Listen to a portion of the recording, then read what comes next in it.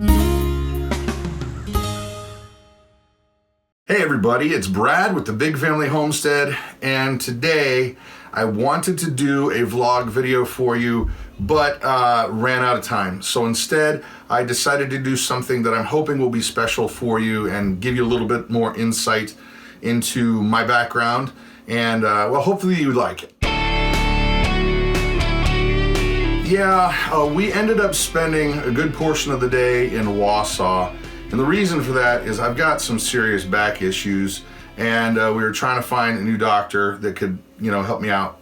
Long story short, it was a long day, and we took video, but it would have been very boring, and so I figured I'm just going to go ahead and do something I think will be more interesting, at least as for me, and hopefully it will be for you too. And we'll get back to the vlogs probably tomorrow, I think. But anyway, I wanted to share with you guys a little bit of my background, my studio, my video production, my man cave lair zone where I create things and I make videos and websites and I make stuff, music, recordings. I've made several albums at home utilizing computers and stuff like that. And I'm not a drummer, but drums are on those records. I'm not a keyboard, but I know how to do that too. And so, well, let me just give you an overview, and then there's some cool stories that go along with some of these things. And I think I'm gonna share one specific one with you because it's funny and it's cool and it really is sentimental. So, well, here's the overview. So over here on this wall, it's basically storage. I've got a lot of stuff like books and, well, look at these mountains of cables. I've got cables that you cannot imagine. Everything from mini DV to coaxial RCAs. This is like kind of the graveyard for cabling. And we got some books over here, different stuff. Most of the books ended up downstairs, but like over here, for example, these are just tapes that are old, dusty tapes. Like, what's this one? Let's see. This is... Okay, this was an old recording that was done. I don't even remember it, to be honest. Let's take a look. Oh, these are what are called DAT tapes, digital audio tapes. This was back in the day. Okay, that's when we recorded a young lady named Stephanie, 1998. And these things were state of the art as a way to master or mix down to 2 tracks your digital media. So you could record DAT tapes, see? And then up there, these are a little kids TV show thing that I did, a pilot called Race Car Timmy. And actually my son David is in it. He's the bad guy named Aloysius T. Hornbuckle. Got a lot of software in there, some old monitors that, I'm just honestly kind of holding on to. Up there, my drone, love my drone. That's filled with cables. And then this is kind of funny, just a funny little note here. See those 2 cameras back there? I stopped using those professional and semi-professional cameras about a year ago for what you're watching right now. I'm using just basically an iPhone 7. And the reason why is it looks just as good and it's so easy. Just bunches of CDs that I couldn't get rid of, couldn't stomach. And that over there is like a little makeshift Faraday cage. And of course, we've got different hard drive and motherboard and different, computer nonsense. And so let's take a look at this thing. Here's like my basic brains in my rack. This right here, okay, this orange looking piece, believe it or not, for those of you who are like computer literate, that's my sound card. It actually connects via USB, but it's also what's called a guitar amplifier simulator. So I can plug into this thing and I can make it sound like any number of amplifiers that are out there, all the really popular stuff like Marshalls and Mesa Boogies and Matchless and all those amplifiers that are so expensive, but you can't really keep them because they're so dang expensive, but you get a box like this and it emulates them. Now this piece above it, this is where when you record a voice, like you get that really big, powerful sounding voice. This is what's called a mic pre and a compressor built together. It's built by Empirical Labs, and I absolutely love it. Love it, love it, love it. Now this here is where I do almost all of my audio and video and kind of any kind of media production, or if I'm building a website or anything like that, this is where it goes down. And what's happening right here, that keyboard is going to quickly move because I've got some basically mixing, like digital mixing kind of fader packs, things that are going to go there. But just a little 411, this is kind of cool. This R2D2 was built by my mom a long time ago. I think I was about 8 years old and she built that. It was actually a bank. It's ceramic. And she built that, and well, those are old glasses of mine that don't work for the prescriptions anymore. And here's the GoPro camera that I have for the drone. Love it, use it all the time. Oh, this thing's kind of cool. My grandma got this for me when we went to Lake Buena Vista when I was a little kid. And I was obsessed with it because I thought it was a big diamond. It's just a prism, like a crystal thing, but I was obsessed with it. And over here, this was a present from Ruthie. I know you probably don't see that it says Daddy, but I see that it says Daddy, and it's awesome. Oh, and of course, you cannot go wrong with Going Batty. If you don't know Going Batty, get to know Going Batty. Great people, awesome channel. Over here, this is kind of cool. I got this flute. It's a Native American flute. It's made out of cedar when my band played on the Zuni tribe's land. Now, I'm missing a little head part here, or else I would play it for you, but it's beautiful. I gotta get one. And I'm not teasing you when I say that it's called a fetish, but it's like a little animal head, and without it, you can't make it sound. And, well, this is probably the most important thing in the whole room, and well, you know what that is. Over here, this second area, you see, when you're recording, you kind of get in the mode, and if I'm over here messing with my keyboards, I can't just stop and go way back over here to make it start and stop. I needed a way to be over here and work where I can just be playing there and the start and stop right in there. So I got this wireless keyboard. That way I can start and stop over there, and the chicken moves. It's a mobile chicken. It's not an affixed chicken. And of course, let's see. Oh, here. This is the cover of our band's Cheer Up Charlie's second CD. And this is actually the original artwork. We hired a Disney animator to do this. And what's cool about this, I don't know if you know the story of King David, David and Goliath. The album's name was Lead the Charge. And right here, the story goes, and it's extra biblical, so don't take this as, oh my gosh, he's committing heresy. No, this is just a story, it's an extra thing. But when Goliath came out, rumor had he had extra brothers, and they were there at the battle. But David only picked up enough stones so that he would have one stone per giant. That's all he would need to take down all these giants. And I think that is an unbelievable story of faith and awesomeness. And up here, oh yeah, check that out. Woo! Sorry, get away from the glare. That is an original record of their very first thing here in the US. Pretty awesome. Of course, copy of the most awesome awesomeness there. And over here, my keyboards. I love keyboards. I love keyboards like this, old analog, that's new analog, but old analog things with more knobs and sliders and faders. I can sit and geek out and have so much fun playing with those things and come up with music that, the funny thing is I don't even play keyboard. That's the funny thing. Now, over here, you see this skateboard deck.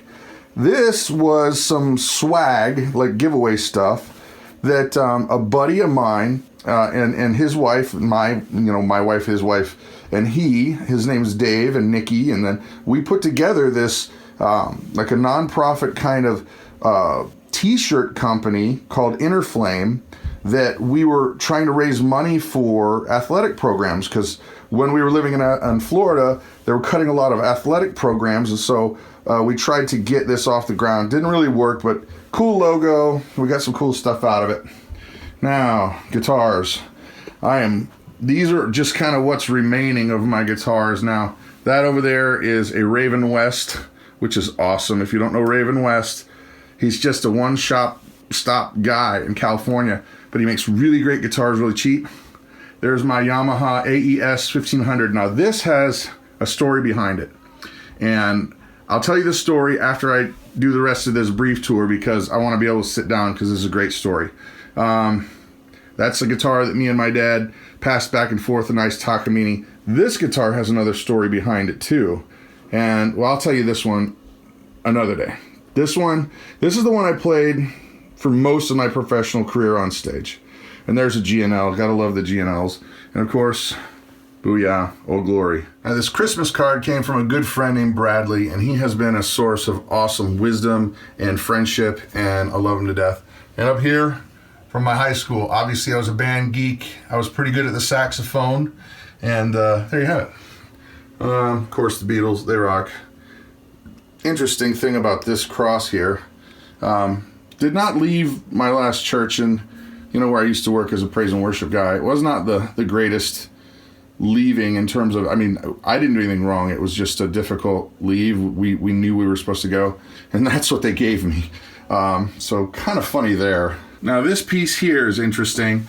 Both I and my son David have gone to Haiti on missions trips, and the folks there will take the metal, the 55-gallon metal barrels, and they'll bash them out, and they'll flatten them out, and they'll cut them out and make these beautiful pieces of art with them. And he got this one for me the last time he was there, and boy, oh boy, how cool. Marie Corps, Semper Fi. Now this is a huge blessing. A friend of the channel just sent me a manual for the Ford 8N tractor. Guess what my nighttime reading has been for the last, I don't know, ever. And just if you're wondering if this is a scope off a World War II tank, yes, it is. It's a scope off a World War II tank. This scarf is awesome. Made by my wife, handmade. She knows I like these long ones that are, I don't know, they're kind of, I don't know, British looking, and I think they're cool. And she made me one, because the real ones that you get at the store are just really super expensive, and she just loved on me and gave me that sweet scarf. Yeah, just about everything in this room has significance. I don't put anything in here that doesn't. I want to be inspired by things that are from loved ones, friends, family, significant moments in history, things that will inspire. And that white guitar, it's a Yamaha AES 1500. They consider it a jazz box, but I've used it on so many recordings I can't even tell you. And here's how this went down. I'm gonna leave the person's name out because I don't want to be a booty to him. Hopefully he's worked some things through. But basically I was in high school, and I was working at this music store in Bradenton, Florida, that will remain nameless. But there was an individual there. I was working there with some friends, and there was an individual there who had, let's say, a little bit of a candy problem, if you know what I mean. And he was the owner. He had just made a deal with the individual who used to own it, and the guy owned it for 20 years, made a thriving business. He wanted to retire. He was getting old, health issues. New guy comes in, talks his way in. Gets in on a song and a dance and a note. And basically,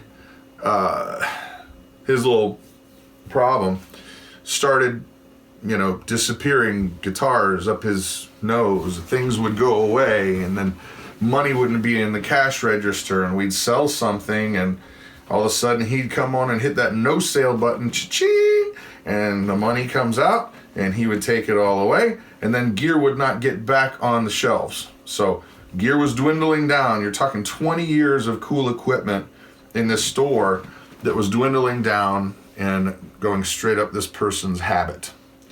And so it gets down to where it's pretty much just some bare bones stuff. Every once in a while somebody'd come in and trade something, and we would all try to jump on it to get equipment to keep the business open, because we wanted to keep our jobs. We thought, well, maybe we can make this work. Maybe we can just figure out a way where he gets enough for what he needs, and he can just do what he needs to do, and then we can keep our jobs. And well, it kept dwindling down. Well, this guitar had been there for quite a while, and it was an expensive guitar, very expensive guitar, $2,400 guitar, okay? I'd never be able to afford that guitar. I knew it. But I'd play it every once in a while, and this individual, he was a nice guy. Do not get me wrong. He just had a problem. And lovable dude, you want to hang around him. He just had a problem. And he'd see me playing it all the time. And it got so bad that he started bouncing checks on employees, and people were kind of quitting. And so he decided, because money was low, that he was going to open the store on Sunday, which had not been open on Sunday before. So he started asking all the employees, you know, who wants to work on Sunday? And everybody's like, nope, because everybody's wondering, are you even going to get paid? You're just going to bounce a check on me. And this individual came over to me and said, I'll tell you what, you work for me on Sundays and I'll give you that guitar. I was like, yes, I will take it. And as it turns out, because he had such a bad habit, I only had to work 3 Sundays for that guitar and a tweed case that would have been an extra $175. Now, that's not where that guitar ends. It's a really kind of cool thing. So I got this guitar, love this guitar, but I'm a young dude, and you know, things go good, things go bad. And my dad's a musician as well, and he loved this guitar. He's like, oh my gosh, where'd you get this thing? I told him the story. And at one point in our life, money was bad, and I just said, hey Dad, here's the deal. I got this guitar that you like, but I don't want to get rid of it, except if you and I make a deal. He said, what? What's the deal? I said, well, times are bad for me right now, times are good for you. Why don't you buy this guitar from me for X amount of money, and with the promise that you'll never, ever, ever sell it to anybody except me, or you give it back to me, or, you know, if you just don't need it or don't want it, it only stays between you and me. And he agreed. And Scout's honor, man, it's gone back and forth between us, I think 3 times, but I've had it the longest now. and I kind of almost feeling a little bad that he hasn't gotten it back in probably 10 years. But isn't that kind of cool? Just the back and forth on that. If you got the good times, well, okay, you got it. So, but anyway, overview on that, the stuff in the studio. Everything has a place, and thought it'd be interesting for you guys to see. Anyway, that's it for the day. I'm Brad with the Big Family Homestead. You guys have an awesome, awesome day.